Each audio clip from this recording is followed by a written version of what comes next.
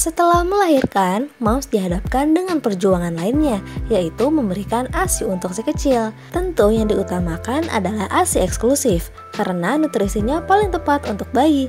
Seberapa besar manfaat ASI eksklusif? Bagaimana dengan penggunaan susu formula? Nakita.id membantu moms menemukan jawabannya dalam wawancara eksklusif bersama pakar. Yuk saksikan video ini.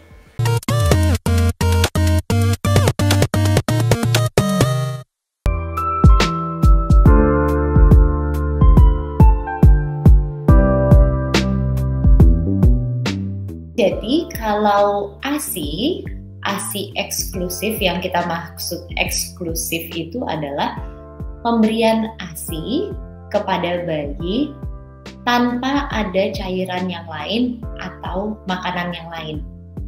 Jadi hanya ASI saja yang dari ibu.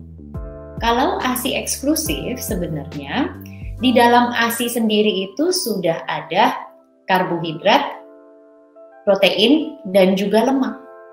Jadi bisa kita anggap itu sebagai makanan.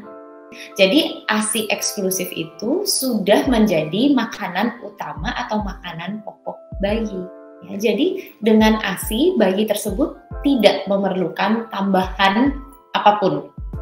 Yang penting ASI-nya, jumlahnya atau volumenya itu sudah cukup untuk memastikan pertumbuhan dan perkembangan bayi itu ideal.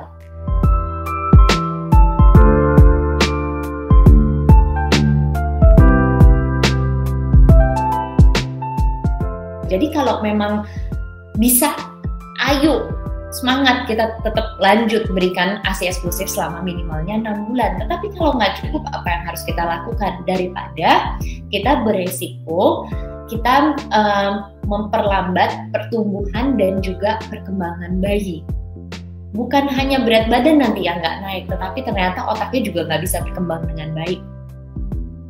Ya, jadi sekali lagi kita tidak boleh memaksakan ASI eksklusif kalau sudah kita lihat, kita pantau, kita observasi berat badan bayinya, kenaikan berat badan per bulannya itu nggak cukup. Jadi udah harus buru-buru nih, sebelum bayinya itu nyampe ke gizi kurang, sudah harus kita tangani dulu.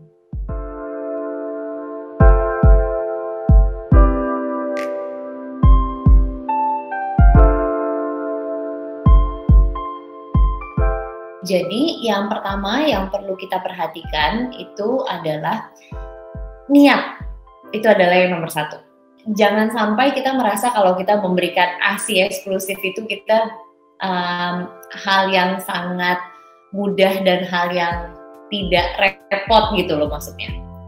Jadi mari kita siap repot dengan senyuman. Yang belum melahirkan itu seringkali kita menganjurkan untuk konseling antenatal. Apalagi kalau kita dengan keluarga atau oleh suami, itu pasti ibunya akan lebih semangat lagi.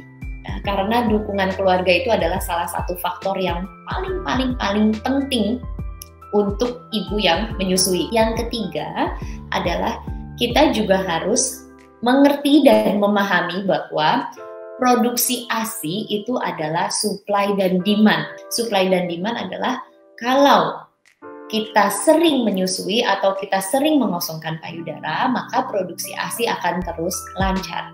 Ya, tetapi kalau kita malas untuk mengosongkan payudara atau kita tetap merasa bahwa setelah menyusui payudara kita masih terasa penuh dan bukan kosong, berarti kemungkinan besar terdapat masalah di pelekatan menyusui bayi.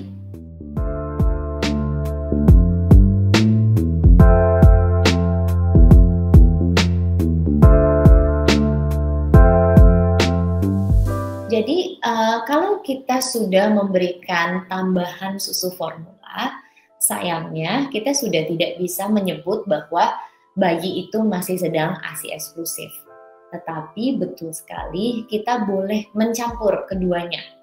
Jadi kalau dengan saja pertumbuhan bayinya itu kurang, maka kita boleh menambahkan tambahan susu formula. Sehingga bayi tersebut boleh menerima dua, ya. ASI langsung dari payudara atau ASI perah ditambah dengan susu formula. pemberian ASI itu boleh dibarengin dengan pemberian susu formula. Tentunya bukan dicampur di satu wadah. Ya, tentunya pemberiannya itu pasti akan berbeda. Jadi mungkin biasanya yang akan saya anjurkan adalah kalau memang ini terjadi, kita akan menganjurkan untuk direct breastfeeding dulu atau menyusui dulu dari payudara. Setelah menyusui dari payudara, baru diberikan tambahan susu. Mau metodenya itu dengan pemberian ada yang namanya SNS. SNS itu ada selang kecil yang kita selipkan di sebelah puting supaya bayinya itu bisa menyusui lewat payudara. Dia bisa menyusui ke puting lewat payudara, tetapi dia bisa mendapatkan susu formula. Jadi kayak ada sedotan kecil gitu, itu namanya SNS ya. Kita juga bisa memberikan dengan metode DOT ya, atau cup feeder ya. Jadi apapun, bagaimanapun cara pemberiannya itu tidak masalah ya. Jadi yang penting itu harus didiskusikan dengan dokter spesialis anaknya dulu untuk memastikan apa yang terbaik untuk si kecil. Nah, itu tadi Moms, penjelasan pakar tentang ASI dan menyusui. Saksikan wawancara eksklusif lainnya hanya di YouTube Nakita Channel. Sampai jumpa di video berikutnya.